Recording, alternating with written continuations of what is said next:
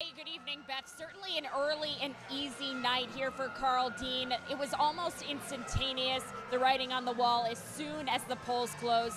Those numbers came in. Karl Dean has come, he's gone, he's given his speech, and in his speech he pretty much stuck to all the same things he's been talking about throughout his primary campaign, about education, about jobs, about healthcare, and he also is trying to stay committed to that positive and civil attitude in politics. He said he wants to continue that throughout his campaign through November. Now, we asked him, this is a Republican state, is this an uphill battle for you? But he says he's fairly confident. He wouldn't have gotten into this if he didn't think he could win. So it's full throttle for him going forward through the November election. Again, quick and easy night for Karl Dean. We'll send it back to you, Beth.